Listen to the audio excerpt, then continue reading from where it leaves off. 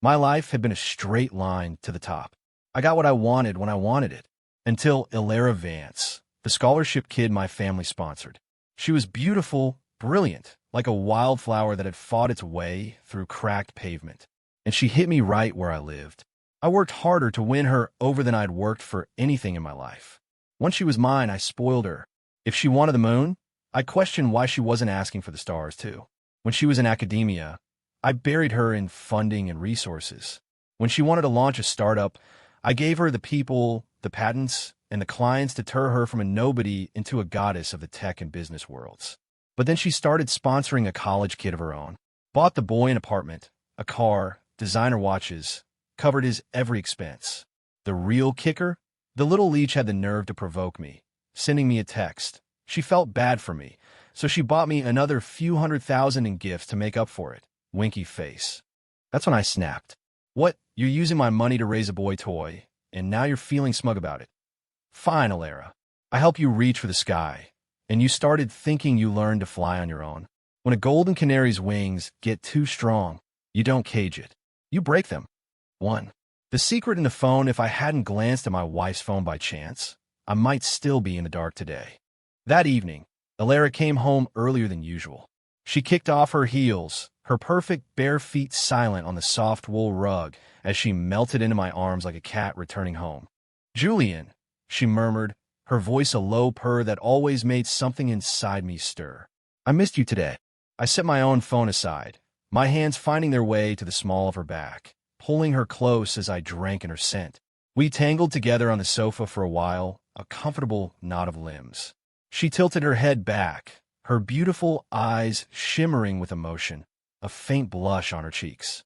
"I'm going to take a shower, and then I'm going to take very good care of you." She pressed a light, promising kiss to my lips before gracefully rising and heading toward the master bathroom. Soon, the sound of running water filled the silence. I leaned back against the cushions, closing my eyes and savoring the anticipation of the night ahead. A satisfied smile played on my lips. This was the life I'd built. The perfect wife, a sprawling empire, everything under my control. Then, a series of rapid-fire notifications shattered the peace. The buzzing came from her purse, which she'd tossed on the couch next to me. At first, I ignored it, but the phone kept vibrating, one message after another, relentlessly. On an impulse I didn't quite understand, I reached over, retrieved the sleek clutch, and pulled out her phone. The screen was lit up, showing a string of messages from someone named Leo. The latest one was impossible to miss. "Leo, the gift is here. This is unreal. I fucking love you, Elara." Love? I scrolled up slightly. "Leo, hey, you busy?" "Leo," image attached, a selfie of a young man holding a distinctive gift box from a high-end jeweler. "Leo, you're the best to me. Seriously." My brow furrowed. Leo? Who the hell was Leo? I was certain Elara had never mentioned anyone by that name, and the tone of these messages was far too familiar. Just as I was about to unlock the phone and dig deeper, the bathroom door clicked open. Elara emerged, wrapped in a plush towel, a cloud of warm steam following her. She saw me holding her phone and paused for a fraction of a second before continuing toward me, her face flushed with that post-shower glow I loved. "Someone call?" she asked casually. I never looked through her phone before. If it rang, I just handed it to her. I held it up. "Someone named Leo. Sent a lot of texts. Thanking you for a gift." "Oh, him," she said, her tone dismissive. She walked over and, with fingers still damp, gently tipped my chin up. The move forced my gaze directly onto the swell of her chest, barely contained by the towel. "He's a college student I'm sponsoring. Grew up with nothing. It was his birthday, so I bought him a little something. He's just being dramatic."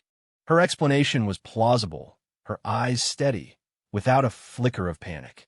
That, combined with the intoxicating sight in front of me, caused the flicker of suspicion to be instantly extinguished by a much stronger fire. "Is that right? My wife, beautiful and charitable." I chuckled, setting her phone down. I swept her into my arms, earning a surprised yelp that quickly turned into a throaty laugh as she wrapped her arms around my neck. "Julian, you're incorrigible." The rest of her words were lost as I carried her toward the bedroom.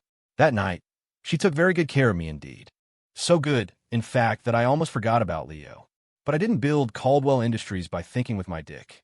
The next morning, as sunlight streamed through the blinds, I woke to find Elara still sleeping peacefully beside me.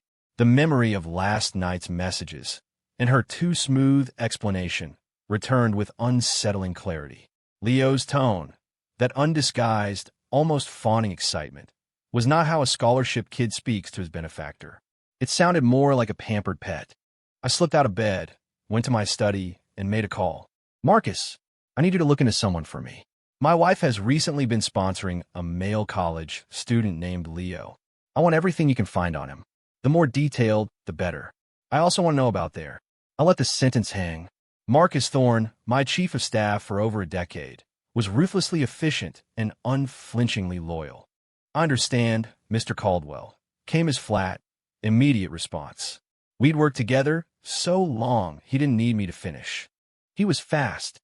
By noon, a comprehensive file on one Leo Dean was on my desk. 22 years old, a recent graduate from City University. Grew up poor in some forgotten town in the Rust Belt. Parents are factory workers, with a younger sister still in high school. It was a mirror image of Elara's own backstory. But as I read on, my face hardened. Elara's sponsorship had gone far beyond academic support. It started with tuition and a stipend for living expenses. Soon, she was renting an apartment for him, an upgrade from a place in the outer boroughs to a luxury high-rise in Soho, where rents are astronomical. She bought him a car, swapping his modest sedan for a new Porsche Macan. She had even used her company, Vance Innovations, to send him on a short-term exchange program at a private university in Switzerland, with all expenses billed to the corporate account. The most recent major expense was from last week. She'd used her personal account to buy him a Patek Philippe watch. The price tag was nearly $180,000. The file included photos. One was a selfie of Leo Dean, decked out in streetwear, sunglasses on, leaning against the Porsche with the Soho apartment building in the background. He had the arrogant smirk of the newly rich. This was a charity case? Another photo showed Elara at a high-end restaurant with a group of people. Leo was at the center, surrounded by friends, beaming like a king. The sight of his face made me want to smash something. A white-hot rage coiled in my gut. When had this started? When did the woman I made, my woman, start secretly building up another man? What was she trying to do? The worst-case scenario hadn't happened yet, but this was something I could not tolerate. I slammed the file down on my desk, the sound echoing in the silent study. I thought back over the past year. Elara hadn't changed. Her schedule was the same. She was as attentive and obedient as ever, and her eyes still lit up when she looked at me. That's why I hadn't noticed a thing. This wasn't sponsorship. This was an installation. 2. Confrontation and provocation. I fought the urge to confront Elara immediately. I needed more leverage, and I wanted to see just how far she was willing to take this. A few nights later, I found her at her vanity, removing her makeup. I walked up behind her, my phone in my hand, displaying the text from Leo Dean and some of the credit card statements Marcus had uncovered. "Elara," I said, my voice dangerously calm.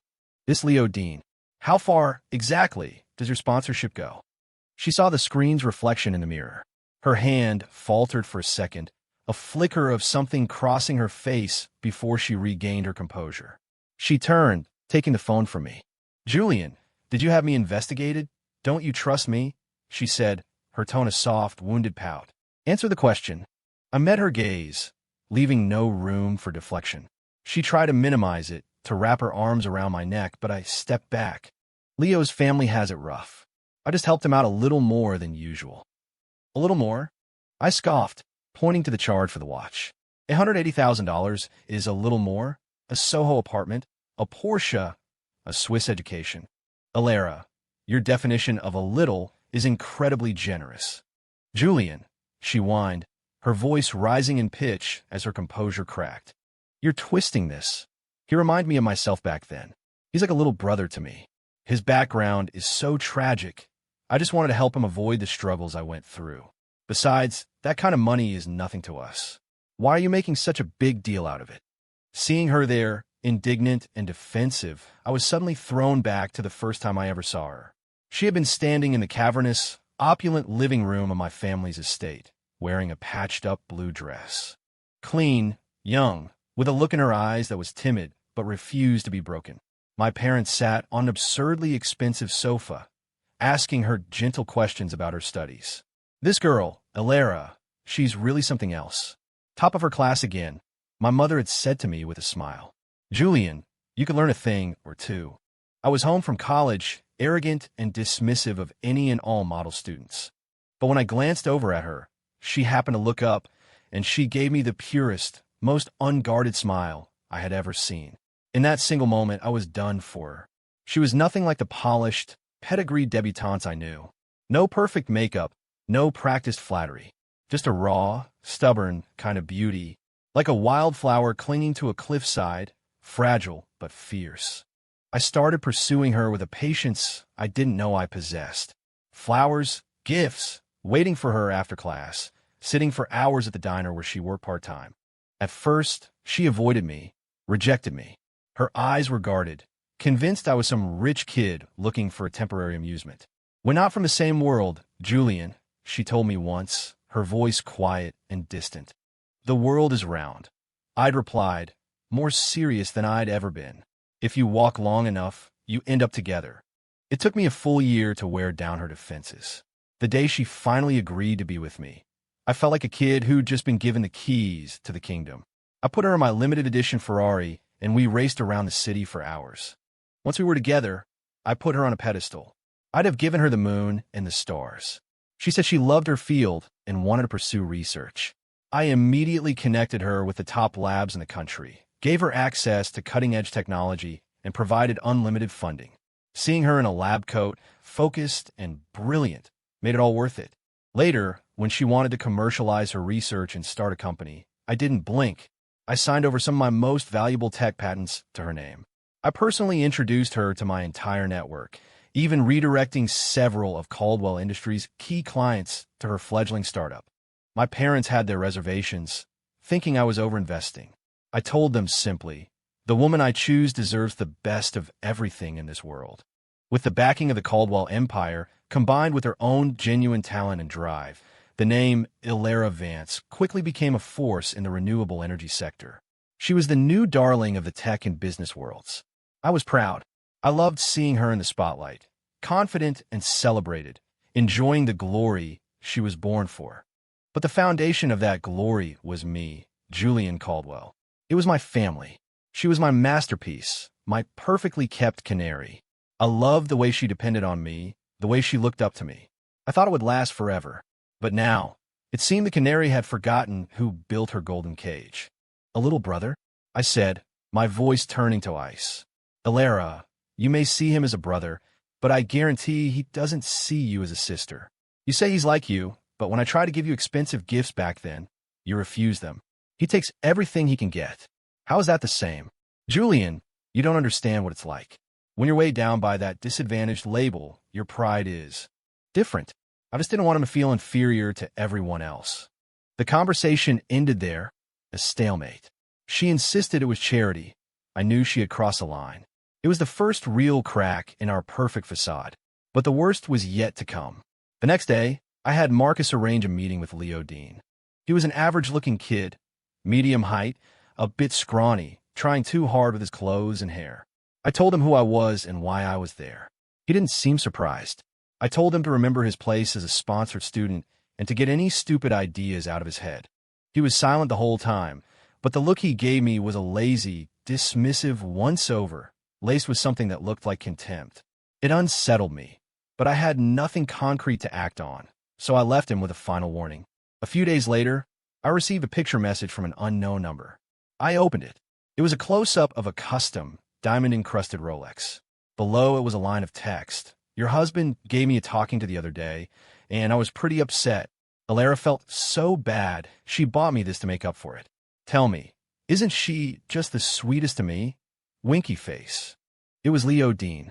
The message was a flagrant, undeniable declaration of his position. It was a taunt, so my warning had meant nothing to him. Make up for it. Sweetest to me. So, in Elara's eyes, my warning to him was an offense she had to apologize for. And she apologized with a $250,000 gift. This was no longer about crossing a line. This was a public slap in the face. A vein throbbed in my temple. I could feel the glass screen of my phone threatening to crack under the pressure of my grip. Fine. A leech raised by a woman's money dares to bare its teeth at me. You can't reason with a parasite who has a death wish. So you just give it one. 3. The confrontation and clash. Marcus, come to my office, I said into the intercom. 5 minutes later, he stood before me, hands clasped. Mr. Caldwell, I want a detailed list of every single expense Elara has made for Leo Dean. I want it all itemized. Then, I want you to arrange for the recovery of all assets. The apartment, the car, the watches, everything. If it can't be recovered, I want the cash equivalent. Understood, Marcus said, turning to leave. Wait, I added, my voice dropping, the last bit of warmth gone from it. From the recovered funds, take out $200,000. Find people who are clean and discreet. I want his ears. Let them use the rest of the money to send a more physical message. A broken arm, a few cracked ribs, something to make him think. My intention was a severe beating, enough to put him in a hospital bed for a few months to reflect on his station in life. $200,000 for a permanent disfigurement and a lesson in pain seemed about right. It will be done, Marcus said, and left. The efficiency was, as always, flawless. I considered the matter closed, putting it out of my mind. A few days later, Marcus walked into my office carrying a silver, medical-grade cooler. His expression was neutral, perhaps with a hint of satisfaction. Mr. Caldwell, the job is complete. This is what you asked for. He placed the box on my desk. What is this? I frowned, not remembering asking him for any physical object. He unlatched the lid. A plume of cold vapor escaped. Inside, nestled on a bed of red velvet, was a severed hand. Next to it were 2 ears. The hand was pale and rigid, its fingers curled slightly. The cut at the wrist was terrifyingly clean. My stomach turned. I recoiled. Get that out of here. Now. Marcus immediately closed the lid. I only asked for his ears, I said, looking at him bewildered. Mr. Caldwell, the contractors felt that for the price, just the ears would be an insufficient service. So the hand was a complimentary upgrade. Has the market for this kind of work gotten that competitive? This was far beyond what I'd intended. $100,000 was pocket change to me. Marcus replied respectfully, his tone as flat as if he were discussing quarterly earnings. Sir, the message from the team was that this was a first-time client special. And what? They've offered a 50% discount on all future services. A humorless laugh escaped my lips. They're running promotions now. Fantastic. Get that out of my sight, Marcus. And cancel my lunch. I've lost my appetite. Yes, sir. He picked up the cooler as if it were a briefcase and walked out. 4. The severed hand warning Elara came home that night like a storm.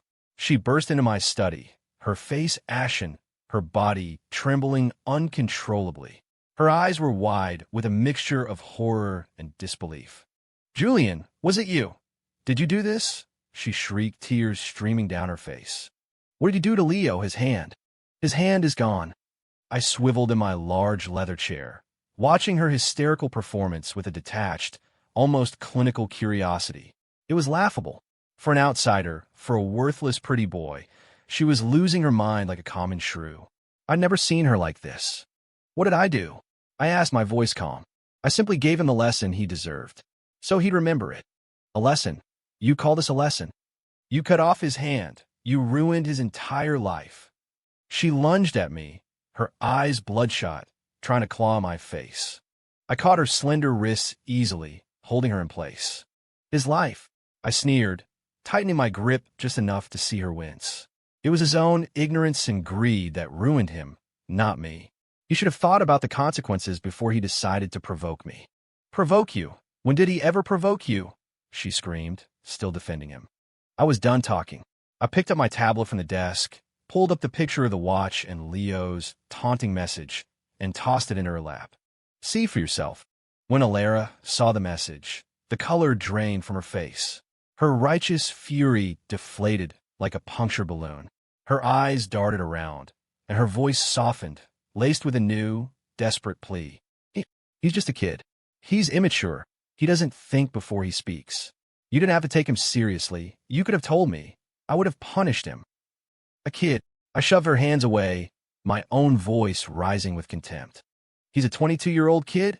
Elara, are you insulting my intelligence? He's a goddamn parasite. I stood up, towering over her. Told you. So you could punish him? How would you have punished him, Elara? A slap on the wrist. A stern talking to. Your coddling is what empowered him. Next time, he would have thought he could take a shit on my head. She was completely overwhelmed by my anger, stumbling backward until her back hit the cold bookshelf. Her lips trembled, but no more excuses came out. All that was left was a choked, hopeless sob. Get out, I said, turning my back on her.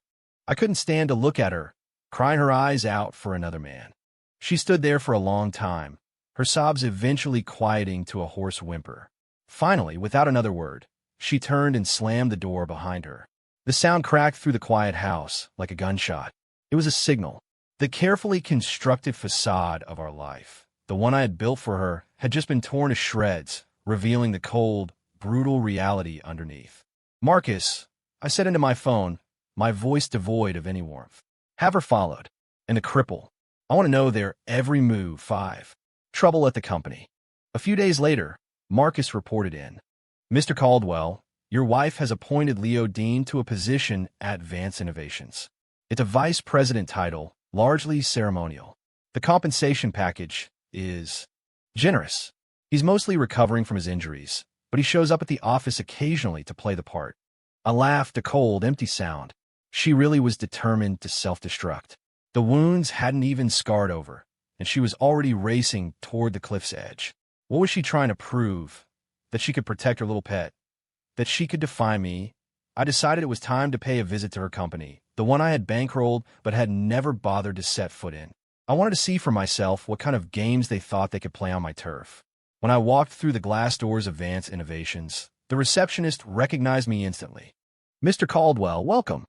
I gave a curt nod, ignoring the shocked, curious, and fearful stares from the employees as I walked toward the executive offices. And there he was. In an open lounge area, just outside Elara's office, I saw Leo Dean. He was wearing an ill-fitting, expensive suit, one sleeve hanging limp and empty. His other hand was on his hip as he berated a small group of employees who stood with their heads bowed.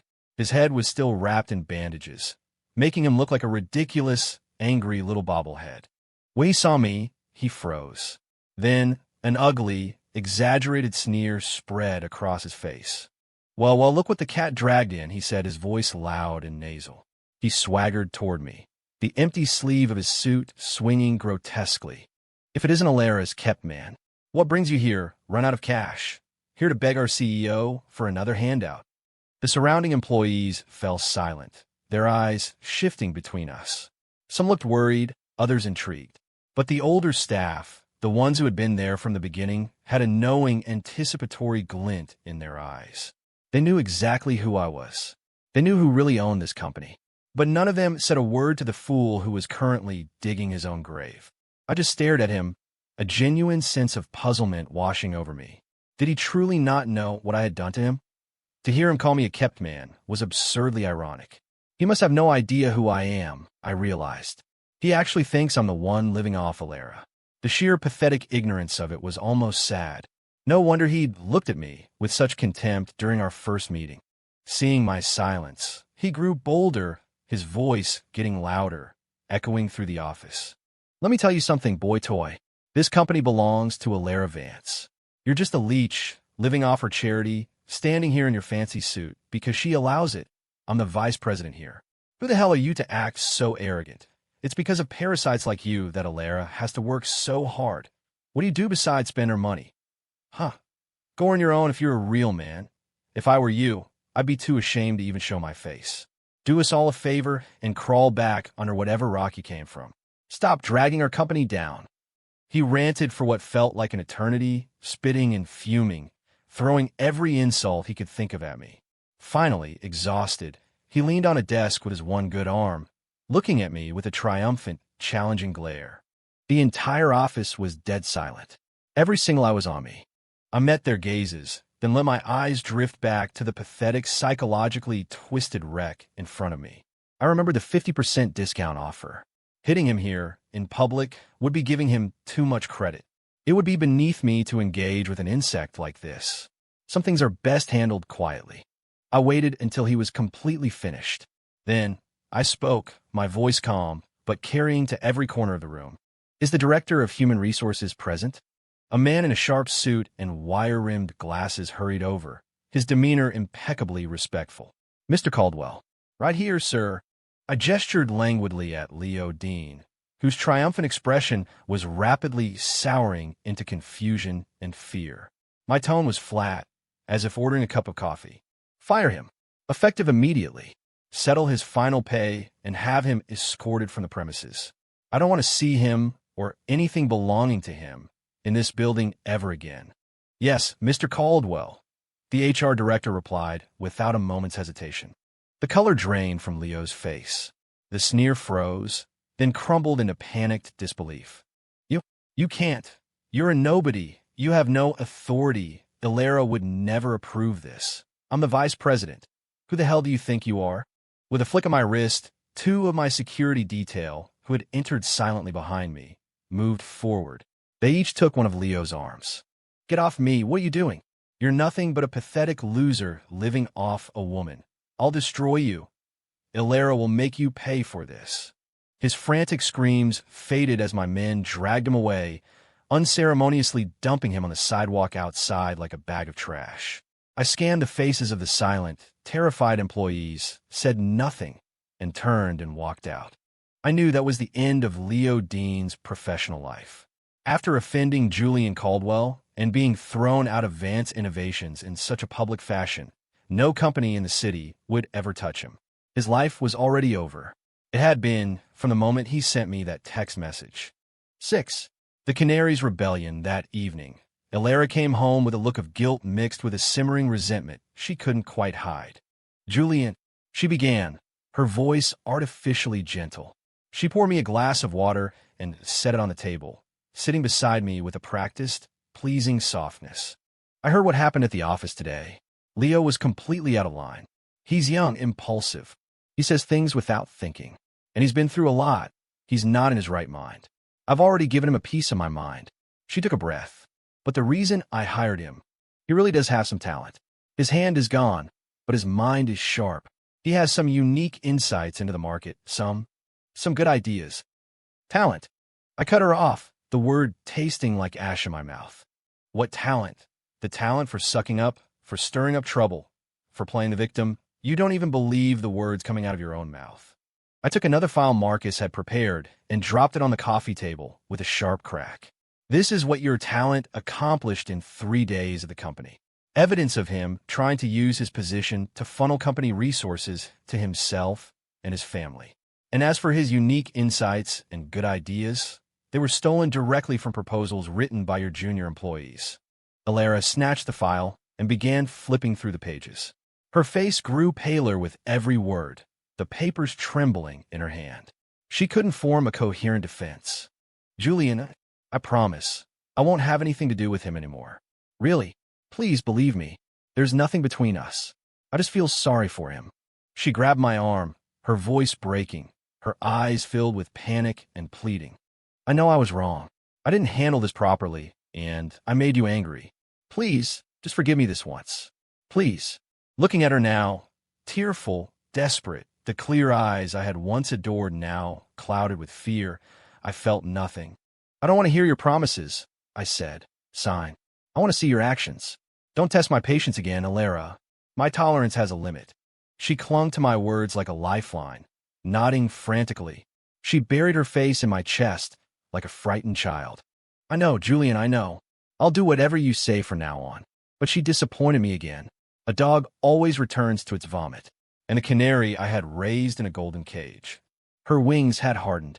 The heart I had nourished with wealth and power had grown arrogant, no longer content to be a treasured pet.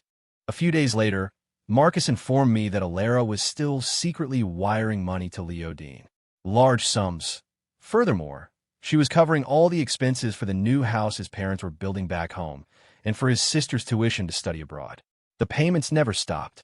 This time, there would be no more warnings. No more second chances. I summoned her to my study and slapped the new wire transfer receipts and bank statements down on the desk in front of her.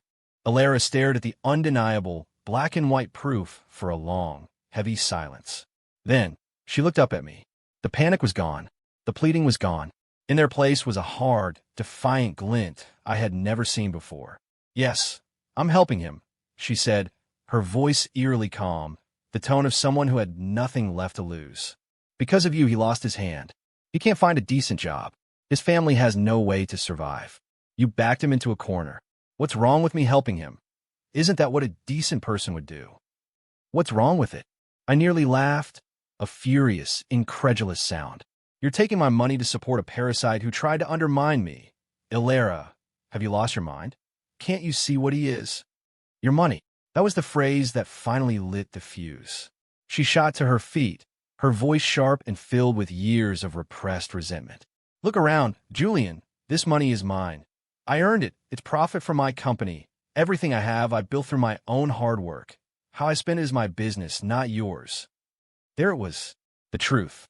All this time, she had actually believed her success was entirely her own doing. She had forgotten about me. "You built." I rose slowly, looking down at her, my voice turning to ice. "Without me, without the Caldwell name, you'd still be in a lab somewhere, washing beakers for a professor, begging for grant money. Your company. I built that company with my patents, my connections, and my cold, hard cash. Without me, without my family, it is nothing." "That was the past," she shot back, her chest heaving, her face flushed with a ridiculous, self-important pride. "The company is self-sufficient now. It's profitable because of my management, my sleepless nights, my blood and sweat. I am not an extension of you, Julian. I am not your property. I have the right to control my own assets." Her words severed the very last thread of affection I had for her. She wasn't just ungrateful. She was a viper I had warmed at my own hearth. I stared at her for a long time, searching for any trace of the woman I had fallen in love with. There was nothing left. I nodded slowly, a cold, cruel smile spreading across my face as the last bit of warmth in my eyes died. "Good. Very good, Elara. You finally said what you really think. You believe your wings are strong enough now. You think you can fly on your own, that you can finally be free of me. Is that it?" I paused. "Fine. Then I'll let you see for yourself what happens when you fly without my protection. I'll let you see if those wings of yours can carry you, or if they'll send you crashing to the ground in 1,000 broken pieces." Without another glance at her, I turned and walked toward the door. "Julian, wait." She cried out behind me, her voice suddenly laced with a tremor of fear. I didn't stop. I didn't look back. I slammed the door shut. The golden canary wants to fly free? Then I will break her wings. 7. The pain of broken wings. Back in my office at the Caldwell Industries headquarters, I hit the intercom, my voice steady and devoid of emotion. "Marcus, I want you to issue a company-wide directive. Effective immediately, Caldwell Industries and all its subsidiaries and affiliates are to terminate all technical partnerships and patent licensing agreements with Vance Innovations." "Yes, Mr. Caldwell." "Second, freeze all credit lines and financial guarantees provided to Vance Innovations through our third-party channels and holding companies." "Understood." "Third, contact every one of our partners who currently does business with Vance. Send them a formal notice. They can choose to work with us, or they can choose to work with them. Make sure they understand the consequences of their choice." "I'll handle it immediately, sir." The news hit the industry like a bomb. Elara's company, which had once seemed like an unassailable tower, began to crumble as if its foundations had been ripped out from under it. Without access to our core technology, their R&D ground to a halt. With their funding cut off, their supply chain collapsed, and vendors began demanding payment. Their clients, after receiving the notice from my office, abandoned their contracts with Vance almost overnight. Even the banks, smelling blood in the water, began calling in their loans. In 1 week, Vance Innovations went from being the darling of the tech world to a toxic asset everyone was desperate to avoid. Less than a month later, my phone rang. It was Elara. Her voice was raw and exhausted, tinged with a desperate, cornered madness. "Julian, don't you have any feeling left for me? Do you really have to destroy me completely? Is this what you want, to burn everything to the ground until there's nothing left?" I smiled faintly into the receiver, then spoke, my words precise and cruel. "Burn everything to the ground? Elara, you're mistaken. You're the fish, suffocating on the deck. I paused, letting the silence hang. But I am not the net you get to thrash against. There was a long, stunned silence on the other end, followed by the sound of her complete and utter breakdown. A desperate, hopeless wail filled with regret and the soul-crushing agony of realizing just how small and powerless she truly was. I ended the call without a word. Later, I filed for divorce. Elara fought it desperately. She wept and repented, swearing she loved me, claiming it was all just her pride, a misguided attempt to overcome the stigma of her sponsored past by sponsoring someone herself. I didn't listen, of course. Finalizing the divorce was a simple matter for my lawyers. As for Leo Dean, I hadn't forgotten him. Once he lost Elara, his last and only lifeline, he became a terrified stray, trying to flee the city. That's when I cashed in my 50% discount. I didn't concern myself with the details. I knew the job would be clean, professional, and untraceable. And just like that, the world was free of a bothersome, ignorant fly. 8. The pain of broken wings. Vance Innovations didn't last much longer. It soon declared bankruptcy and went into liquidation. Weighed down by massive debts and breach of contract penalties, Elara was left personally ruined, her assets frozen and auctioned off. One cold, rainy night, I was heading home from a gala. As my driver navigated the car toward the gates of my hillside estate, a figure stumbled out of the shadows, throwing herself in front of the vehicle. The driver slammed on the brakes, the tires screaming on the wet asphalt. It was Elara. She was soaked to the bone, her thin dress clinging to her emaciated frame. Her hair was matted to her pale, gaunt face. Her eyes were hollow. The confident, radiant tech goddess was gone, replaced by this pathetic shell of a woman. The driver looked back at me, alarmed. I slowly lowered the window. The damp air, carrying her scent of desperation and despair, filled the car. Julian, Julian, she scrambled to the window, her hands gripping the edge, her voice a ragged cry. Rain and tears streamed down her face. I was wrong. I was so wrong. I was a fool. I was ungrateful. I didn't know what I had. Please forgive me. Can we start over? Please. I'll do anything you say. I'll never make you angry again. Her eyes were filled with a gut-wrenching remorse, a humiliating plea for salvation. She was clinging to me like a drowning woman to a piece of driftwood. I looked at her, but my heart was a stone. I felt no pity, no anger, nothing at all. It was like looking at a stranger. Elara, I said, my voice as calm as the quiet hum of the engine. It's over. She shook her head violently, flinging cold droplets of water into the car. No, it's not. It can't be. I still love you, Julian, and I know you still love me, don't you? All those years, all those memories. You can't have forgotten all of it. We can't end like this. No, I said, cutting off her rambling, pathetic confession. I lifted my chin slightly, gesturing toward the mansion ahead, to a second-floor window that glowed with a warm, inviting light. I have a new life now. I had given her so many chances. If she had dealt with Leo Dean herself, I would have taken it as a sign of repentance. But she hadn't.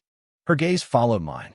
The light in that window, the warmth of another woman in my home, was the final blow. It shattered the last of her illusions. Her body went rigid, then slack, as if every bone had been removed. She collapsed onto the wet pavement, her cries now a raw, desolate sound that was swallowed by the rain. I raised the window, sealing out her sobs and the storm. Drive, I told my driver. The car moved forward, gliding through the heavy gates of the estate, leaving the broken, weeping figure behind in the cold, dark night, leaving her behind forever. In the rearview mirror, I saw her still crumpled on the ground, a golden canary with finally, irrevocably broken wings. She would never fly again, but I was already moving on,